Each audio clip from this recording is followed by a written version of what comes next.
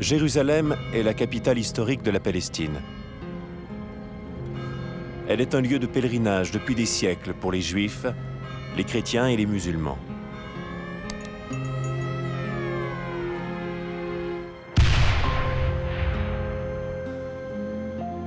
En 1948, Israéliens et Jordaniens se sont battus pour la maîtrise de Jérusalem. Ils avaient dû se résoudre à se partager la ville, les quartiers ouest revenant aux Israéliens, les quartiers est, y compris la vieille ville, aux Jordaniens.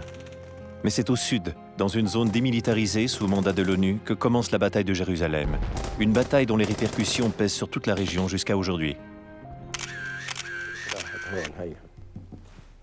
Chez lui, Badi Awad, officier de l'armée jordanienne, a un tableau qui célèbre comment, en 1948, ces hommes ont défait les Israéliens. 19 ans plus tard, en 1967, le voici de retour à Jérusalem. J'ai reçu en personne l'ordre d'occuper le quartier général de l'ONU, au sud de Jérusalem. Je devais en prendre le contrôle pour y prévenir une attaque israélienne.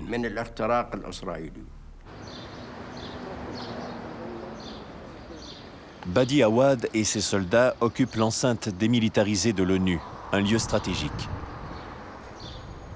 La ligne marquant le cessez-le-feu conclu à Jérusalem en 1948 se trouve ainsi franchie.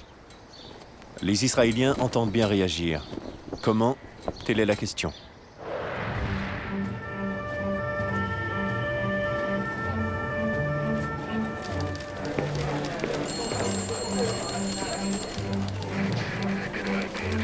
Au sous-sol du ministère de la Défense se trouve le quartier général. Un homme y joue un rôle décisif.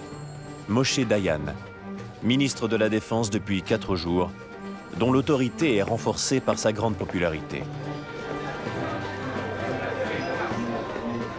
Avant tout, il entend poursuivre la guerre contre l'Égypte sans disperser ses forces sur d'autres fronts. Mais la situation dans le Sinaï tourne tellement à l'avantage de son armée qu'il peut dégager une partie de ses troupes vers le front Est dans le but de reprendre aux Jordaniens le quartier général de l'ONU, à Jérusalem. C'est au colonel Asher Dar qu'est confiée cette mission.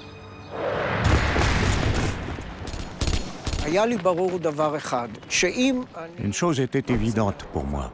Si je pouvais contre-attaquer rapidement, j'aurais le dessus.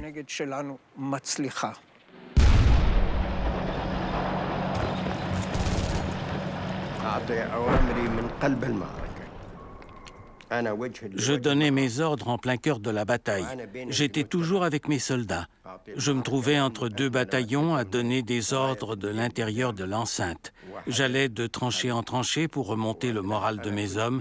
J'étais toujours en tête de bataillon.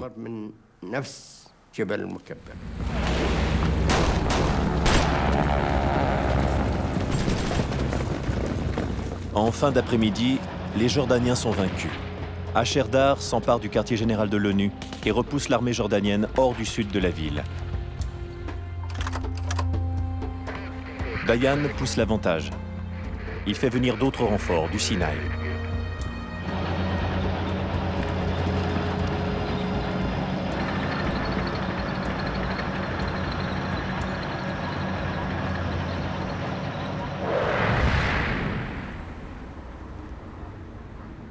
Hanan Porat est l'un des parachutistes arrivés du Sinaï.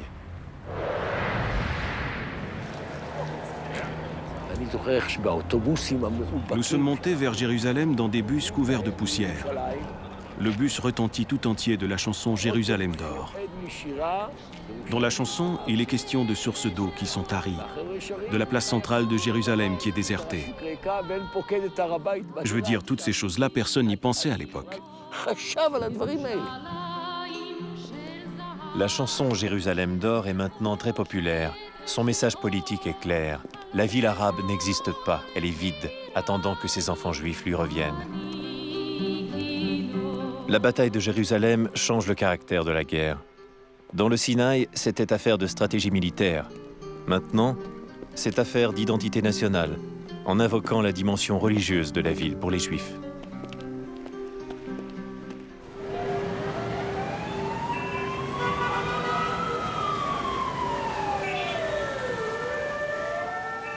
Au Caire, Gamal Abdel Nasser et le président du Parlement, Anwar Sadat, sont tous deux informés de l'ampleur des pertes subies.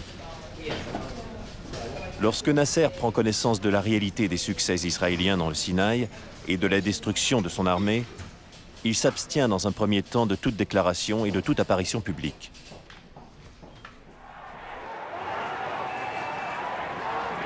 Quant à Sadat, il observe de sa fenêtre le peuple du Caire qui célèbre les coups portés aux Israéliens.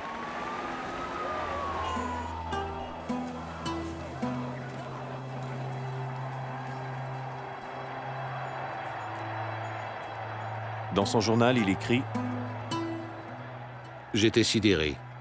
J'avais le cœur brisé en voyant les foules qui chantaient et dansaient à l'écoute des nouvelles d'une victoire imaginaire. »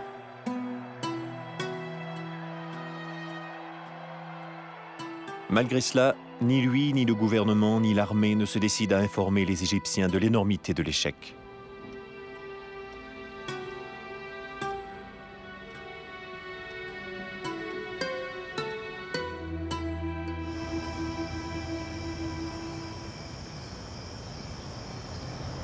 Le soir même, dans l'abri aérien du Parlement, le gouvernement d'union nationale nommé à la veille de la guerre se réunit. Ordre du jour, que faudra-t-il faire de Jérusalem une fois conquise? Certains ministres souhaitent qu'Israël prenne la ville tout entière. D'autres estiment qu'elle devrait être sous tutelle internationale.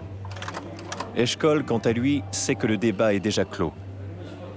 Dayan, qui ne participe pas à la réunion du Conseil des ministres, a déjà créé un fait accompli qui conduira à coup sûr à l'occupation de tout Jérusalem. La séance est levée tard dans la soirée. Le colonel Lior écrit dans son journal « Je me rends compte que ce débat est probablement un des plus importants de notre histoire. Les ministres discutent de ce que sera Jérusalem pour les générations à venir. Ils ne sont pas préparés à une telle discussion. Ils ne disposent d'aucun document de travail et ils n'ont en rien connaissance des projets, qu'ils soient politiques ou militaires. »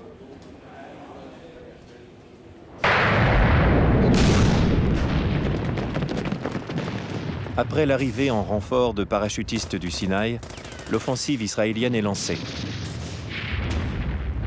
Pour beaucoup d'entre eux, c'est l'occasion de revenir sur l'échec de 1948 et parvenir enfin à conquérir la ville historique du judaïsme.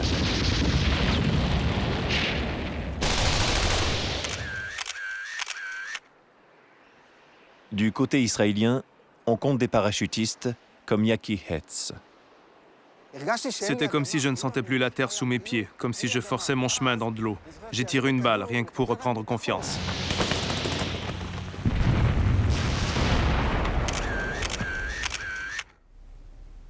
Non loin de là, Ghazi Roubaya est à la tête d'une compagnie de l'armée jordanienne chargée de barrer l'accès à la vieille ville.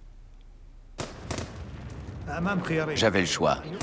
Soit mes hommes se faisaient tuer sur place, soit je trouvais une issue pour qu'on s'en sorte. Que faire? Les Juifs arrivaient de tous les côtés. Le moral de mes soldats était au plus bas.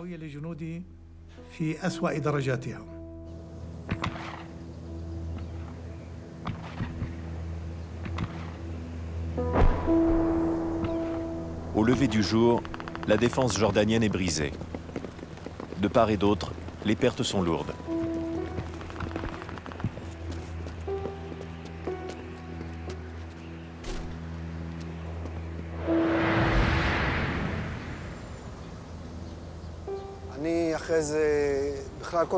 J'étais sous le choc. Je cherchais à comprendre ce qui se passait. Pour moi, l'objectif de la guerre, c'était de survivre. Je n'ai jamais par la suite participé à quelque cérémonie de commémoration que ce soit. Même un an plus tard, je ne pouvais pas supporter les musiques de victoire. Je refusais d'écouter Jérusalem d'or. J'éteignais la radio. J'étais désespéré. Cette guerre a été un coup terrible.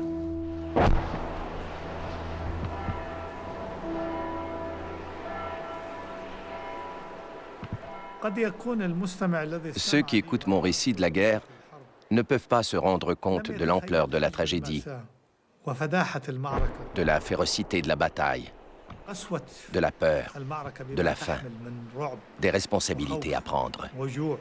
La défaite est amère. Ces effets psychologiques ne nous ont pas quittés pendant longtemps.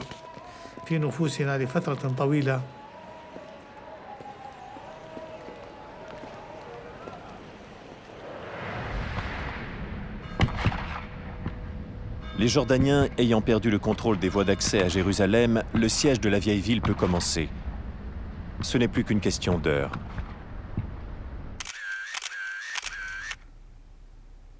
En 1967, Abdullah Schleifer, journaliste américain, dirige à Jérusalem un journal arabe en langue anglaise, le Palestine News. J'ai vu un avion qui volait à basse altitude. Il est passé de justesse au-dessus du dôme du rocher, a continué son vol, et en remontant, il a largué des bombes qui ont détruit des positions militaires. Les dernières que tenaient les Jordaniens qui protégeaient l'accès à la vieille ville. Au matin, la plupart des défenseurs jordaniens ont quitté le vieux Jérusalem. Nous sommes arrivés ici en fin de matinée. Nous venions de la colline où se trouve l'hôpital Augusta Victoria, après être passés par la vallée de Kédron. Et nous sommes entrés par la porte du Lion.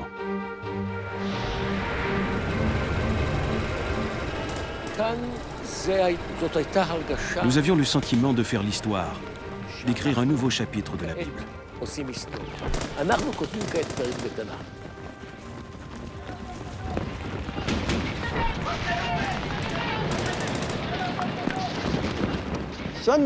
Tout d'un coup, j'ai entendu un brouhaha énorme et je me suis rendu compte que les Israéliens étaient entrés dans la ville.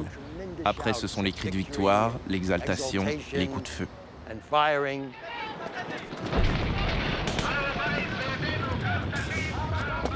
On pouvait voir les troupes israéliennes se déployer dans le harem Sharif. On les voyait emmener des prisonniers, sans aucun doute des notables, puisque le harem était la dernière position stratégique. C'est là que se trouvait le dernier poste de commandement, le gouverneur et ce qui restait de la direction civile. Les soldats trouvent un petit passage qui mène du mont du Temple au mur des Lamentations. Même de jeunes Israéliens laïcs se voient submergés par la ferveur religieuse. À côté de moi, je vois un membre d'un kibbutz de gauche, qui me demande « Hanan, tu fais quelle prière ici ?» Je lui dis « Prie ». « Mais je ne sais pas prier », répondit-il. « Dis Shema Israël ». Et il me répète « Shema Israël, notre Dieu ». Franchement, je crois que je n'ai jamais entendu une prière pareille de ma vie. Je suis là avec ma famille, je brandis mon passeport américain et je dis « Je suis américain, je suis américain ». Et eux, ils crient le toit en anglais. Ils veulent aller sur le toit bien qu'il y ait encore des tirs.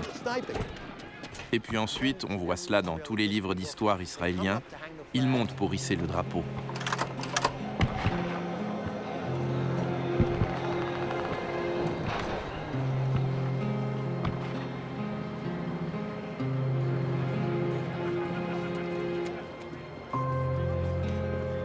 Des soldats israéliens filment avec leurs caméras amateurs leur euphorie du moment. En prenant le mur des Lamentations, ils ont le sentiment de libérer le lieu le plus sacré du judaïsme. Une dimension religieuse renouvelée vient ainsi imprégner le nationalisme israélien. Et puis, à proximité immédiate, se trouve l'un des lieux les plus sacrés de l'islam, le Haram Sharif, ou encore le Grand Sanctuaire. Des années plus tard, l'intrication du fondamentalisme religieux et du nationalisme aura des effets détonnants.